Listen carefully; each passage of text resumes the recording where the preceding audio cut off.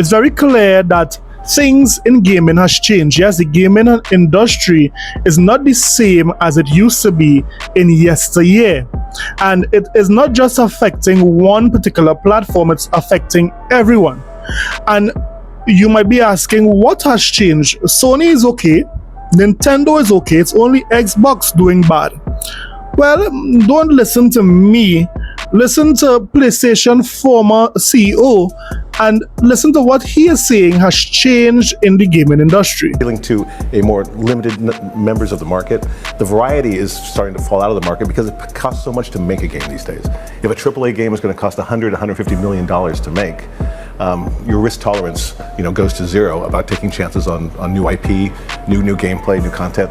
That's what I think is a problem now in the industry with rising costs of production and some of the contraction of the market following COVID. So should the game makers be following a Netflix type model, original content, sports, esports, should that be an increasingly big part of the mix? Esports is an adjunct towards video gaming as we have it, and that's, I think, growing in a robust sort of way. I think it's really about how much we spend to make a game. When I started in the business, games were costing $7 million to make, $8 million to make, and you could charge $59.99 at the marketplace. Now the games cost $100, $150 million to make, but there is no price elasticity. So you still can only charge $59.99. You can do the model. It doesn't math out over time with that kind of a squeezing on the operating income. So according to Sean Layden, what has changed in the gaming industry is the price of making a game. Back in the day, to make a game used to be like 6 or 7 million, but now it's over 100 million, 200 million, even going up to 500 million to make a game. Now, who would have echoed these sentiments that here what these games take a lot of money to make is even the CEO before Sean Layden. Listen. I talked about, I joked about Herman sometimes criticized of making too many remasters, right? Yeah. And I think the people who complain about that are maybe thinking that Herman is doing it instead of doing something new or something great. Right. Yeah, but those resources are going to a remaster instead of the next IP from Sony Bend or whatever. Yeah, but I'm sure this remake is made, by a dedicated different team or some porting teams on, especially PC version. For sure. He's a PC porting expert. So I don't think he's sacrificing anything by doing it, but by doing remake, or remaster, it's much cheaper to produce and, create additional revenue and create new users to the IP, especially when you port the game to PC. Sure.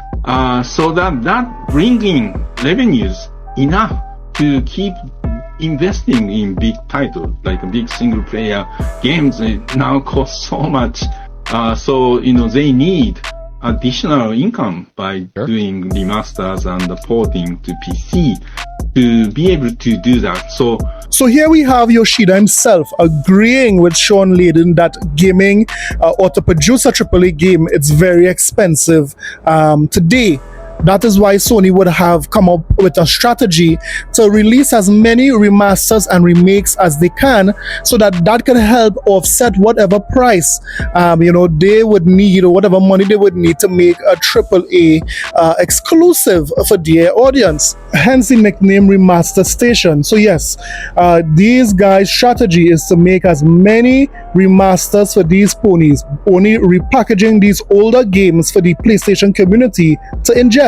So how would Microsoft deal with this problem? Sony's making remasters and remakes, a ton of them. How is Microsoft about to do it? Well, Microsoft has begun to port more of their first-party games onto other platforms like Nintendo and PlayStation. And we saw that last year this came out to be a great success for Microsoft. For years, the PlayStation community have been saying that Xbox has no games, meaning the games that Xbox has, it's nothing. Grounded, Sea of Thieves. Well, guess what? When Grounded came to PlayStation, it did masterfully. According to one article from Push Square, Grounded debuted PlayStation player count tops Hi-Fi Rush by 49%. Grounded also saw at least 89% more players than Pentiment at launch. Microsoft still has one more game confirmed for PlayStation in 2024, which is Sea of Thieves. So yes, Grounded crushed it on the PlayStation 5, really doing well. But how could Grounded do well after these PlayStation fans said that Grounded was a game that was not good? Well, it just goes to show that the vocal minority on Twitter is not the majority of PlayStation gamers playing and buying these games. That's a fact. Now, what did Sea of Thieves do? Now, prior to Sea of Thieves releasing on the PlayStation 5, I recall the PlayStation community basically laughing when Microsoft would have announced Sea of Thieves, saying that this is a kiddie game, this game is rubbish. And a matter of fact, one YouTuber said this. You guys see my screen? Hold up. Let me see if you can see my screen. I'm a little ahead of you. I got a picture up. Mister, you can see the screen. Or you can see it. You get the picture.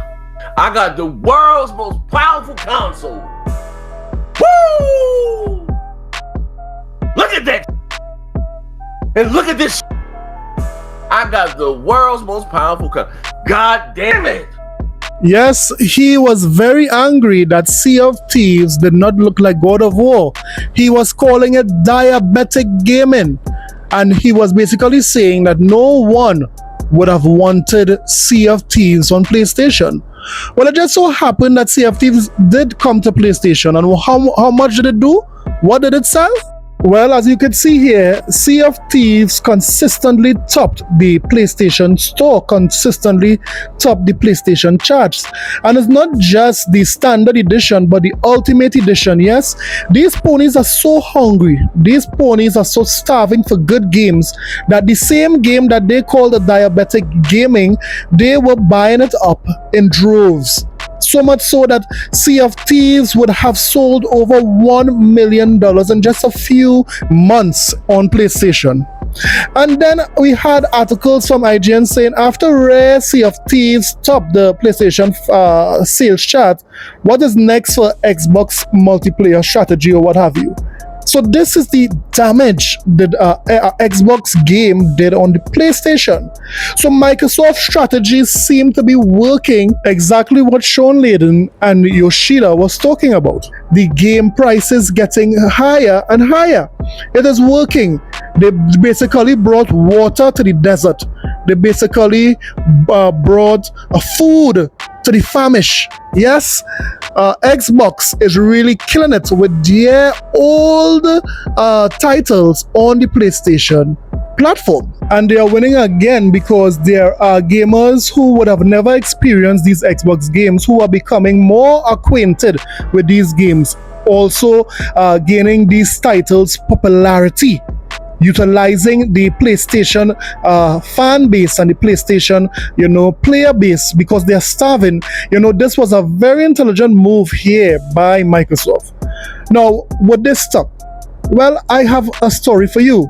They are not stopping because Microsoft would have seen additional success so far with another game, another 4-year-old game that these ponies are just lapping up. I mean, these ponies are so happy that this game is coming to PlayStation that they are doing this. I wanna dance with somebody. I wanna eat with somebody. Come on, ponies, it's just Forza. Yes, it's the greatest game you guys ever saw, but this is a game that we have been playing for close to 5 years already. So sit back and relax. Let's talk about how Forza is dominating the PlayStation platform, just like how Sea of Thieves and Grounded did it when they came out. Let's get it! This is a sickness! Let's get it! So do me a favor, guys, hit the like and subscribe button for that very long intro. Of course, you get Xbox news, Xbox content, some Nintendo news thrown in there, and of course, Sony Pony Sold. So if this type of content interests you, please consider hitting the like and subscribe button. Now let's get back to the video. A couple days ago, Xbox would have announced the date that Forza Horizon 5 would be releasing on the PlayStation 5. In addition to that, they would have said that Forza Horizon 5 is getting some enhancements when it comes to the PlayStation 5 Pro. Now, the ponies basically took this opportunity to say, play it best on a PlayStation platform, play it best with the PlayStation 5 Pro. This is what the ponies was using as an argument to get back at the Xbox players. Well, it just so happened that these guys, something is wrong with their brain. It's obvious that if it is you have the PlayStation 5 Pro, you spent close to $800 for that particular platform. It's obvious that you will get some additional features. I mean, that is only what a pro consumer company would do, a pro consumer platform would do. You have a more expensive console, you have to get more features. But not only that, so these guys are very, very pleased with this 4-year-old game. Now, it just so happened that there were one pony reacting to this news coming out. Listen as he comes to the realization that Microsoft is making a killing on Forza Horizon 5 by bringing it to the PlayStation 5.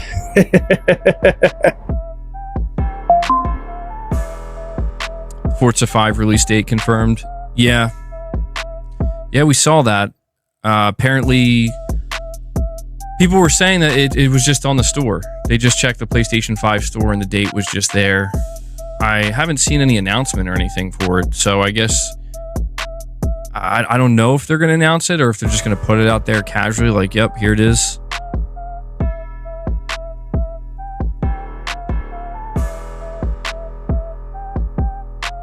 So, how many of you guys are planning on playing Forza? Let me be the one to answer that for you, MBG. Look at this. Forza Horizon is number 1 on the PlayStation Store. The premium edition, that is number 1. We are seeing the other premium edition is number 8, and the standard edition is number 9 on the PlayStation Store. So it's very clear that these PlayStation gamers are very hungry for a proper racing game. It goes on to say that Forza Horizon is even topping the pre-order charts in different regions of PlayStation. In the United States, it's number 3. In Canada, it's number 3. In the UK, it's number 1. So wow, these PlayStation fans are basically saying, Gran Turismo is now dead. Yes, Gran Turismo is dead. Look at these numbers. These guys have been starving for a good racing game for all these years. They were capping and saying that this game was not good as Gran Turismo. This is the facts. Because I think I'm going to play it. Gotcha. Yep, the pre-orders are up. $60. So they're basically charging full price. Damn. Forza Horizon 5 Standard Edition. I think they have 3 different editions. Releasing April 29th, 2025. So they have the Standard Edition for $60 US. They have the Deluxe Edition for $80 US. And then they have the Premium Edition for $100 US. What the?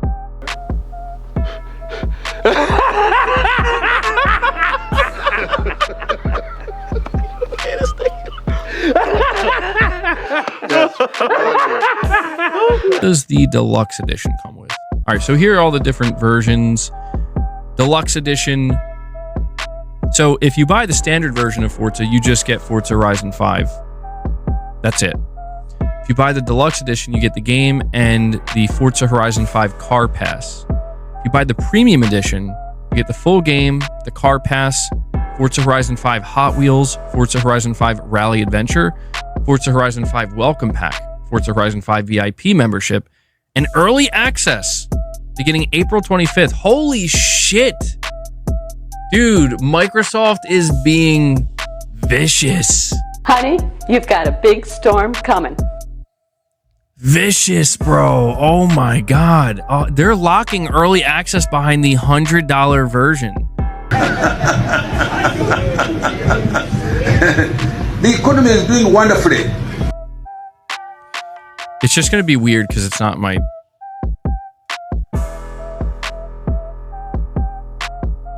Guys, help me think of it. You know what? I'll have you guys help me with this. Help me think of a spicier title.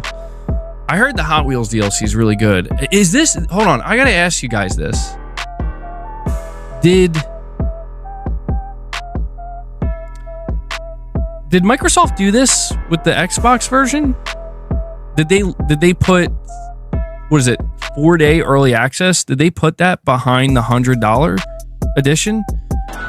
I guess we'll never know. This is number one champion sound. Because I feel like that's kind of nuts, dude. That's a lot. Yes, it's now starting to hit MBG what Microsoft is actually doing. That is why I don't argue with any Xbox guy who said they're going to sell their Xbox and go over to PlayStation. You go ahead, continue. You go right ahead and spend all that money, man. So just imagine that Microsoft is charging $100 version and giving these ponies early access to a 4-year-old game, to a game that is already out there. Think about it. Microsoft is giving early access to a 4-year-old game. So yes, Forza Horizon is dominating the PlayStation network, the PlayStation platform. It is number one when it comes to pre-order games. It's going to sell wonderfully, and this game will continue to dominate. So Microsoft has a winning strategy here, and guess what?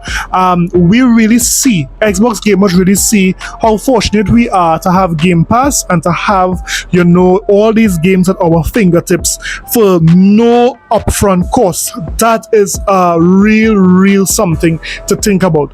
So let me hear what you thought about the video this morning or this evening, whenever you are listening to it. Let me know what you thought about Forza Horizon dominating every sector of the PlayStation platform. Let me know in the comment sections below. Don't forget to like and subscribe for more videos. I'll see you guys in the next one. Later.